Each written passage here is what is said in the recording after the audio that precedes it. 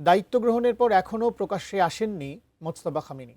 এর ফলে তার বেঁচে থাকার সম্ভাবনা নিয়েও নতুন করে জল্পনা কল্পনা তৈরি হয়েছে আন্তর্জাতিক অঙ্গনে। বিশেষ করে মার্কিন প্রেসিডেন্ট ডোনাল্ড ট্রাম্পের একটি মন্তব্য এই জল্পনাকে আরও রহস্যময় করে তুলেছে। প্রশ্ন উঠেছে, সত্যিই কি বেঁচে আছেন মোজতবা খামেনি? বিস্তারিত ফারিন রহমান প্রীতির প্রতিবেদনে।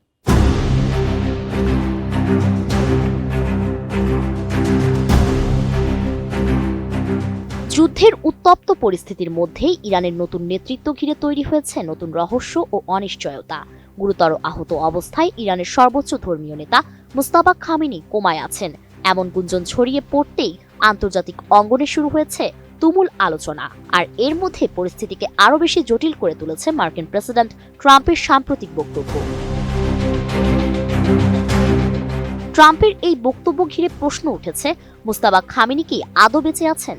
ফক্স নিউজকে দেওয়া এক বিশেষ সাক্ষাৎকারে ট্রাম্প জানিয়েছেন মুজতবা খামেনি বর্তমানে শারীরিকভাবে ক্ষতিগ্রস্ত অবস্থায় রয়েছেন। উপস্থাপক ব্রায়ান ক্লিমিটকে দেওয়া সাক্ষাৎকারে ট্রাম্প আরও বলেন, আমি মনে করি তিনি সম্ভবত বেঁচে আছেন, তবে তিনি বড় ধরনের ক্ষতির সম্মুখীন হয়েছেন। ট্রাম্পের এই ইঙ্গিতপূর্ণ মন্তব্য এমন এক সময় এসেছে যখন মুজতবার শারীরিক অবস্থা নিয়ে নানা জল্পনা তুঙ্গে। আমি বুঝি নির্মাণের শিল্প, সালাম স্টিল বোঝে ডিউরেবিলিটি। সালাম স্টিল, মোস্ট ডিউরেবল স্টিল। গুঞ্জন আরও জোরালো হয় যখন সাইপ্রাসে নিযুক্ত ইরানের রাষ্ট্রদূত একটি আন্তর্জাতিক সংবাদ মাধ্যমকে নিশ্চিত করেন হামলার সময় মুজতবা ঘটনাস্থলেই ছিলেন এবং তার হাত ও পায়ে গুরুতর আঘাত লেগেছে। রাষ্ট্রদূত জানান, হামলার তীব্রতায় তার পরিবারের কয়েকজন সদস্য নিহত হয়েছেন এবং মুজতবা বর্তমানে হাসপাতালে চিকিৎসাধীন থাকতে পারেন। এর আগে গত 28 ফেব্রুয়ারি যুক্তরাষ্ট্র ও ইসরায়েলের যৌথ হামলায় নিহত হন ইরানের সর্বোচ্চ ধর্মীয় নেতা আয়াতুল্লাহ আলী খামেনি। এই হত্যাকাণ্ডের প্রসঙ্গে মার্কিন প্রেসিডেন্ট ডোনাল্ড ট্রাম্প এক সাক্ষাৎকারে বলেন, সে আমাকে মারার আগেই আমি তাকে মেরে ফেলেছি। খামেনির মৃত্যুর পর 8 মার্চ তার ছেলে মুজতবা খামেনিকে নতুন সর্বোচ্চ নেতা ঘোষণা করা হয়। তবে বাবার হত্যার পরই যুক্তরাষ্ট্র ও ইসরায়েলের হামলায় আহত হন 56 বছর বয়সী মুজতবা।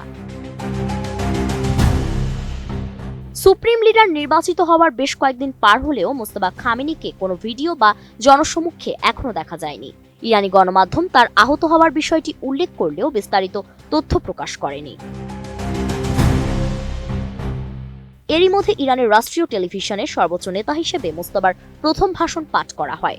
তবে ভাষণের সময় কেবল তার একটি স্থির ছবি দেখানো হয়।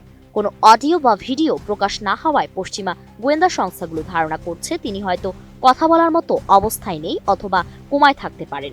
উপস্থাপকের কণ্ঠে পাঠ করা ওই ভাষণে মার্কিন ও ইসরায়েলি স্বার্থের উপর হামলা অব্যাহত রাখার নির্দেশ দেওয়া হয়েছে। পাশাপাশি হরমুজ প্রণালী বন্ধ রাখার কথাও উল্লেখ করা হয়। বিশেষজ্ঞরা বলছেন, যদি মুজতবা খামেনির শারীরিক অক্ষমতার খবর সত্যি হয় তাহলে যুদ্ধের এই সংকটময় সময়ে ইরানের নেতৃত্বে তৈরি হতে পারে বড় শূন্যতা। এতে মধ্যপ্রাচ্যের সামরিক ও রাজনৈতিক পরিস্থিতি আরও অস্থিতিশীল হয়ে ওঠার আশঙ্কা রয়েছে। ফারিন রহমান প্রীতি, এটিএন নিউজ।